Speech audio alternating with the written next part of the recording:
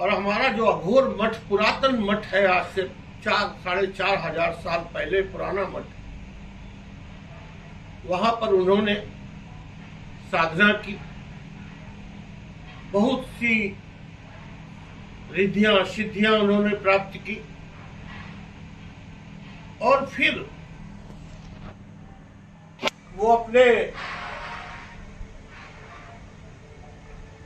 मातृभूमि पर लौटे। उस समय जो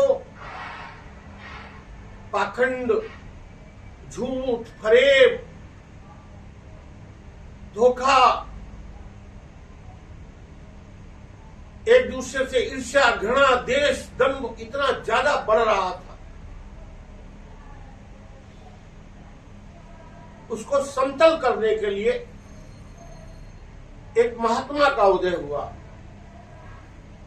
आप सब लोग जानते हैं कि ईसा मसीह के बाद जितने भी उनकी परंपरा में जो आगे आए लोग, वो अपनी भाषा में कुछ भी बोले, लेकिन आज भी सब लोग लिखते हैं संत जोसेफ,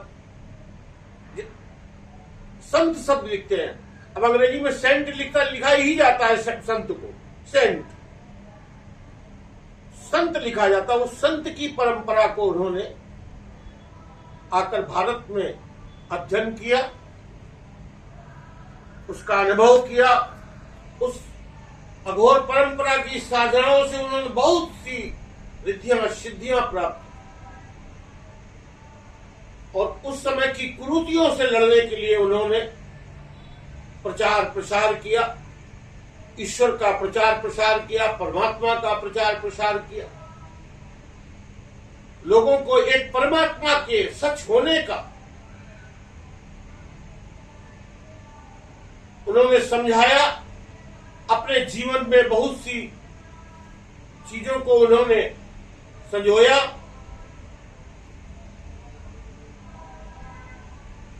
बहुत से उनके अनुयायियों ने, उनके शिष्यों ने उनकी बातें मानी, उनके रास्ते पर चले, और आने वाले समय में बहुत से लोग उनके दुश्मन भी हो,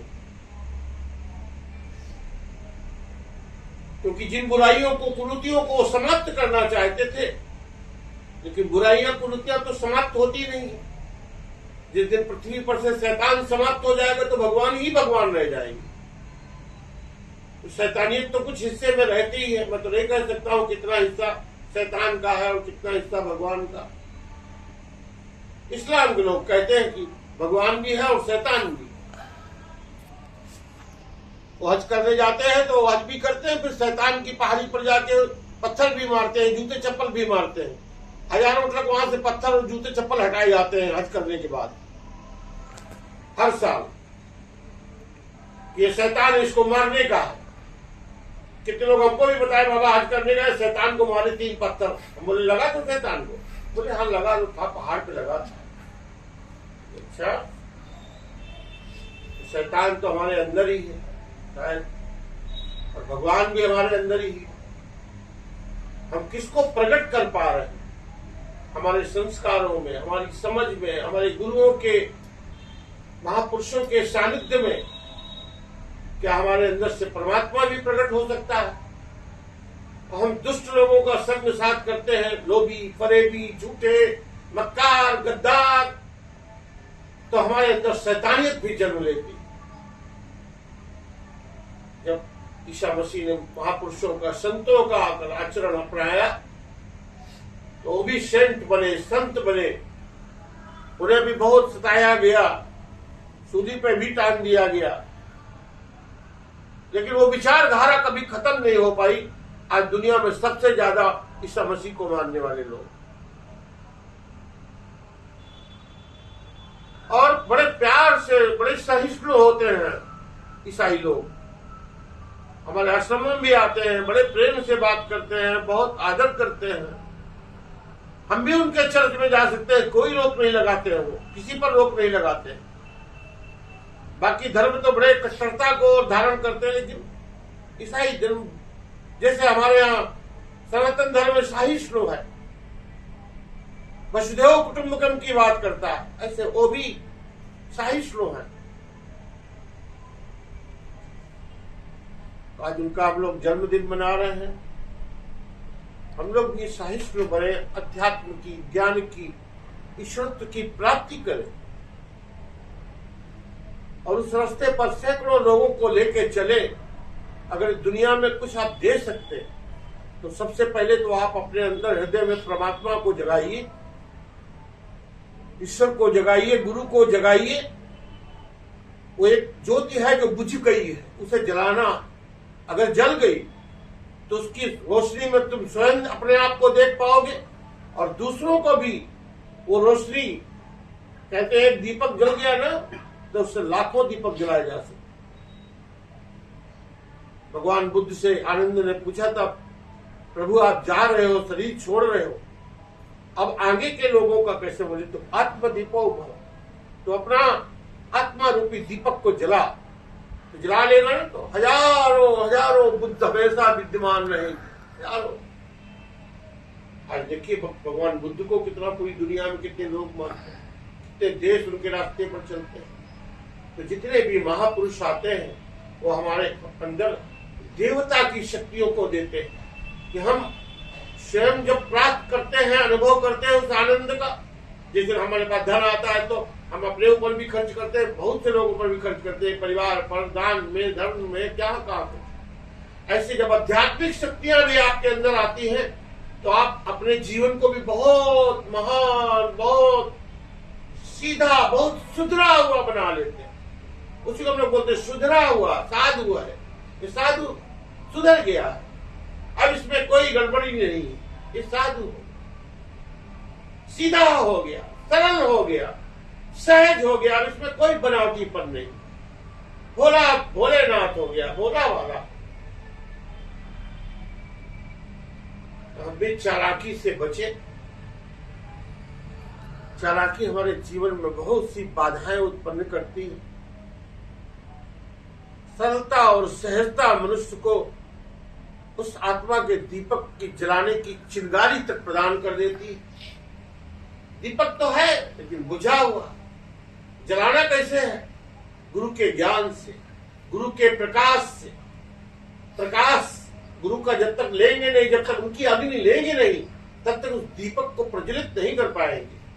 बिन गुरु भवनिधि तरहि ही न कोई, बिना गुरु के नहीं कोई भवसागर प्राप्त न। और गुरु का मतलब कोई व्यक्ति नहीं, गुरु का मतलब होता है रूप, जो प्रकाशवान है, जो अंधेरे को प्रकाश से भर दिया। अंधेरा था, मन बुद्धि हृदय सब अंधेरे में था, गुरु आए जीवन में तो प्रकाश हो गया। ऐसे ईसा मसीह ने भी कश्मीर में उस समय के महान गुरु अशोक भैरवाचार्य, महान संतों से उन्होंने दीक्षा प्राप्त की, अघोर साधनाएं की। अघोर का मतलब ही होता अघोर, जो सरल है, जो घोर नहीं है, सहज है, जो बनावटी नहीं है।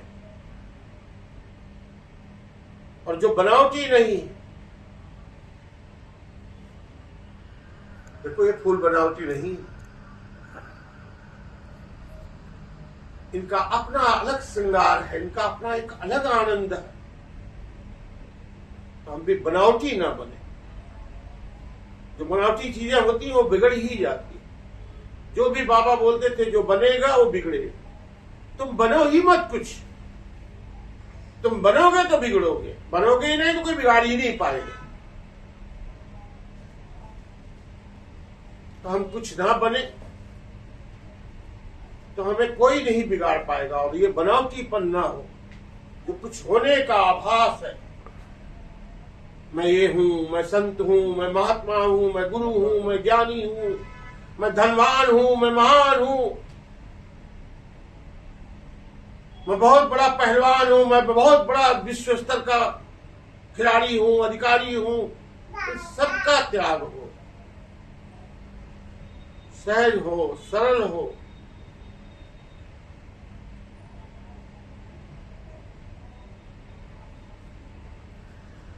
ये बुद्धि कभी इस बात पर विचार नहीं करती कि हम करते हैं। तुम करो, तमेव माता च पिता तमेव, तमेव बंधु च सखा तमेव, तुम ही तुम हो परमात्मा। जिस दिन हम करते रहोगे हम तो कहीं नहीं रहोगे, यहीं भी इस धरती पर भी नहीं रह पाओगे। जितना काल समय मिला उससे ज्यादा का टाइम नहीं मिलने वाला कि तुम हजारों साल लाखों साल जी लो। वो तभी जी सकते हो जब अपने अंदर का दीपक जल गया। जब जल गया ना फिर कभी नहीं बुझेगा, फिर कभी नहीं बुझेगा दीपक। तो हम भी एक प्रकाशवान हो, क्रिसमस की रोशनी में नहाए। वहां भी प्रकाश ही किया जाता, रोशनी की जाती है कि अंधेरा दूर, अंधेरा दूर। ऐसे मन के अंधेरे को दूर कर रहे हैं। बाहर के अंधेरे को तो ये लाइट ने दूर कर दिया, लेकिन मन तो अंधेरा ही अंधेरा। मन में प्रकाश हो, मन में ज्ञान हो, बुद्धि हो, समझ हो।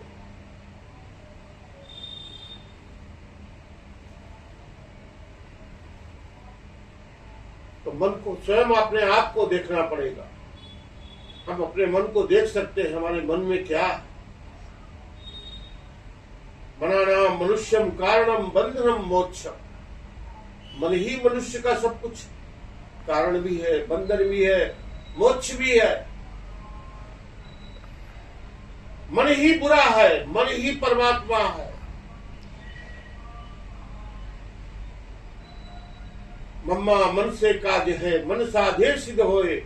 मन ही मन से कहे कबीरा कि मन सा न मिलया कोई। यो मन शिव, यो मन शक्ति, यो मन पंच तत्व की बुद्धि, यही मन है।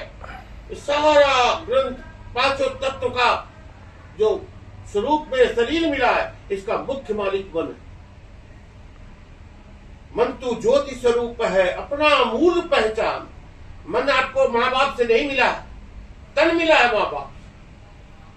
शरीर बना है भोजन से, मन बना है परमात्मा से, ज्योति से, प्रकाश से। मन को प्रकाश तक ले जाना। प्रकाश माने जब कोई अंधेरा ना रह जाए। मन अंधेरा है, ये सब अंधेरा है। अंधविश्वास, दुनिया भर के झूठी बातें, झूठे तंत्र मंत्र, जादू टोना, ये सब झूठी चीजें हैं।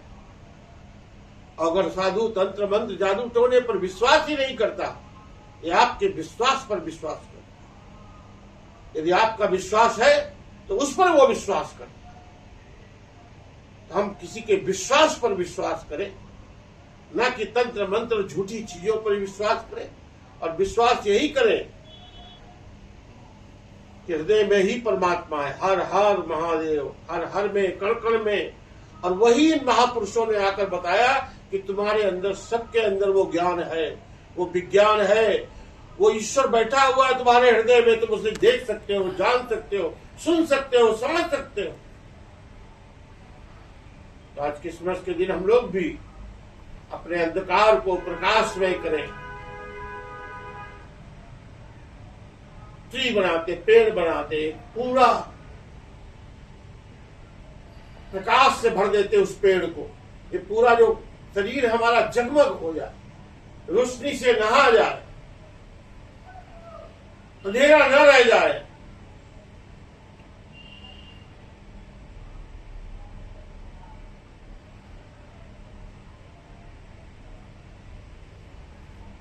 हे परमात्मा, हमारे सभी लोगों को सद्बुद्धि दो।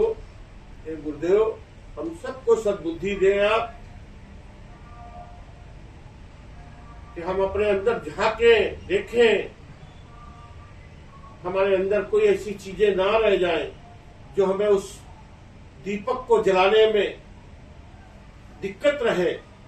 और दीपक तभी जलेगा जब छल नहीं होगा, कपट नहीं होगा, क्रोध नहीं होगा, लोभ नहीं होगा, काम नहीं होगा, घृणा नहीं होगी, ईर्ष्या नहीं होगा, देश नहीं होगा, दम्भ नहीं होगा, पाखंड नहीं होगा, झूठ नहीं होगा, प्रपंच नहीं होगा।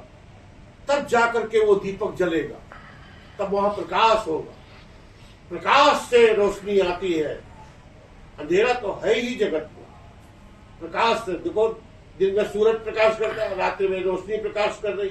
अंधेरे दीपक चाहिए, अंधेरे में तो दीपक चाहिए। दीपक से रोशनी हो सकती है। दीपक है आजकल की लाइट। तो आशा है आप सब प्रकाशवान होंगे। नए वर्ष में आपका स्वागत हो।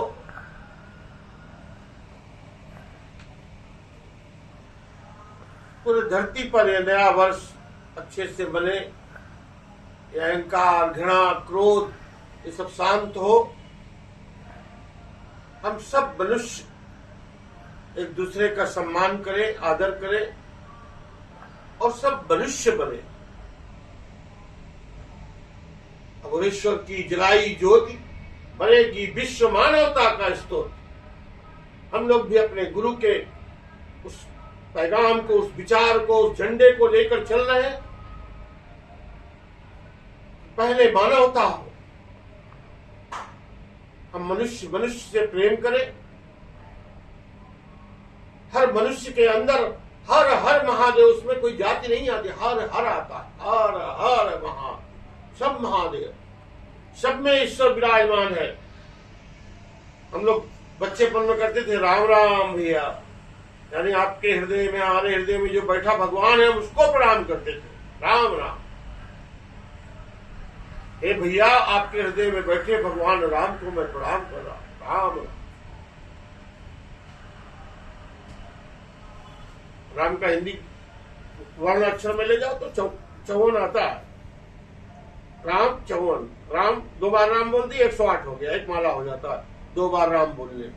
अगर हृदय से बोल दे राम राम राम, इस राम को जो अपने भीतर बसे, जो राम किसी से कुछ मांगता नहीं है तो देता है, देता है।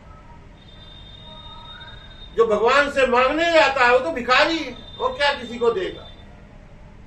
जो भगवान को मांगता है वो राजा महाराजा होता है, अपने हृदय में भगवान को बुलाता है, राम, हे भगवान, हे महादेव, मेरे अंदर जागृत हो, अपनी छाया में मुझे भी रख लो, अपने प्रकाश से मुझे प्रकाशवान कर दो।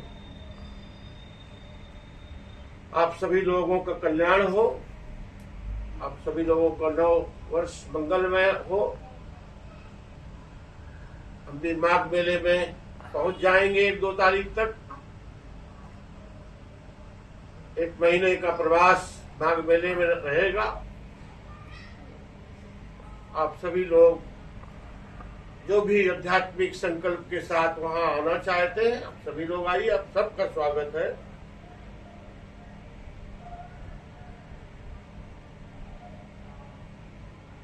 ओम हर हर महादेव नमः।